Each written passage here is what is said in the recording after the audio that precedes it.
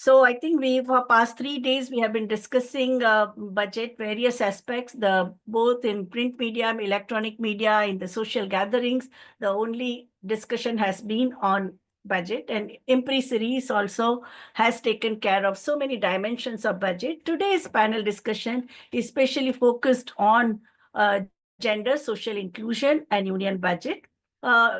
Gender responsive budgeting is committed to translation of gender commitments into budgetary commitments, and budgetary estimates for the gender concerns in union budget 25-26 is 8.8%, as Madam Shruti also told us, of the total budgetary expenditure, and which comes to 1.6% of the over GDP. In fact, the United Nations has recommended to all nation states to have minimum 5% of GDP allocated to gender concerns, while ours is 1.6% this year. Earlier, it used to be even lower. Part A of the gender budget, which is 100% women-oriented schemes, which are administered through Ministry of Women and Child Development, amounts to near 2% of the estimated budgetary expenditure. And the Ministry of Women and Child Development has got less than 1%, mainly like only 0.53% of the total budgetary expenditure. So as compared to many other ministries, and especially for capital-oriented, CapEx-oriented ministries, Ministry of Women and Child Development has got less than 1%. Union budget 25-26 is marked by decline in public spending and drastic reduction in social sector expenditure, especially when the estimates are adjusted for core inflation rates of 5 to 6%. The central government expenditure as a percentage of total GDP has declined from 14.55% in the previous year, 2024-25, to 14.18% in the estimated budget this year.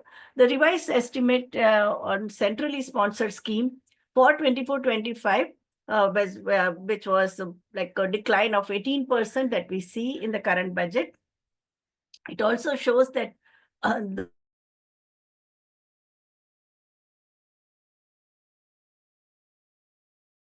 even in that, we find reduction. Budgetary allocation for school education, that was 3.16% of total expenditure, has reduced to 1.55% in the current year. And the same period, allocation for higher education dropped from 1.6% to now less than 1%. That means people will have to depend on the private educational institutions right from the preschool to university level education.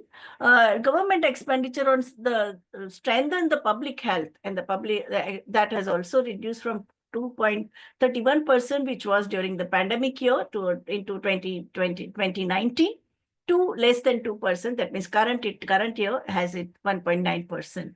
So total budgetary allocation for MGNREGA has also reduced from 2.15% of total expenditure during pandemic year, that was 2019-20, to 1.33% in 25-26, but the amount is quite looks impressive. That is 86,000 crore. But delayed payment has to be deducted. That means the delayed payment in MGNREGA is to the tune of 3,000 crores.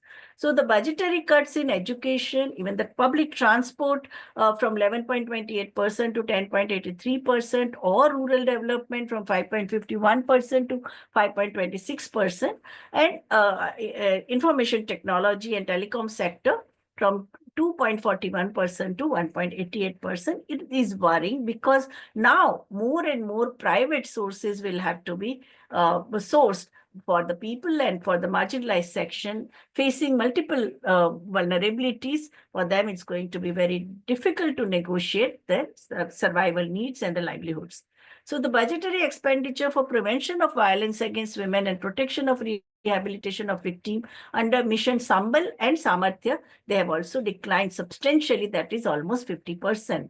So continuing neglect of hunger and malnutrition, that is also very major worrying, as we see in the NFHS 5 report also, both when it comes to stunting and wasting, the problems are very, very serious about child nutrition of women, especially the pregnant and lactating mothers, and also the workers who are implementing the program like ICDS, Integrated Child Development Program, and the NRHM, even the Anganwadi and midday meal budgets, they need to be increased because not only to improve meal quality and expand the coverage, but also the wages of the cooks, wages of the Anganwadi workers, wages of the helpers who just get honorarium. They are not even treated as workers and don't even get the minimum wages. So I think these are some of the important concerns which the gender economists have raised in response to the budget. And the Part A scheme of PM Awas Yojana, for which there has been a much increase, especially after the condition of migrant labor, that has also made Ministry of Labor to come up with a more with a recommendation that PM Awas Yojana should have a major allocation. So the 74% of the Part A goes to PM Awas Yojana as compared to 59%. So but the implementation, we have to be very, very watchful whether this money allocated for PM Awas Yojana is judiciously spent.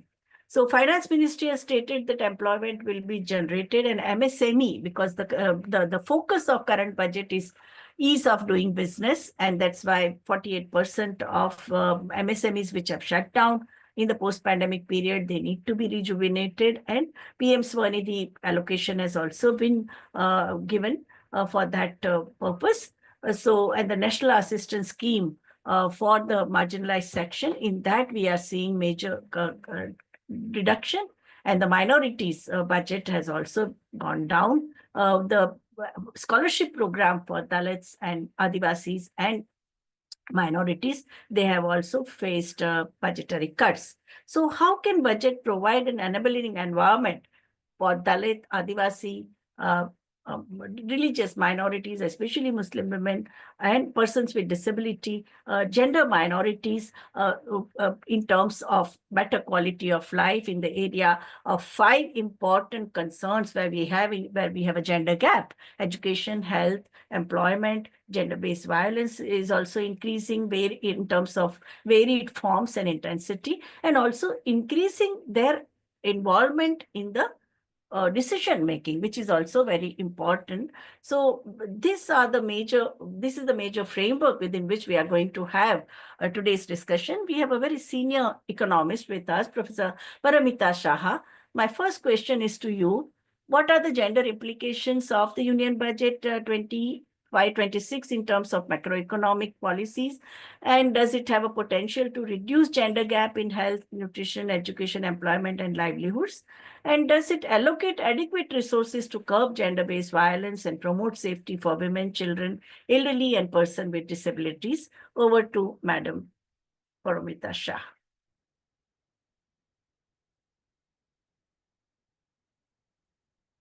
Yes,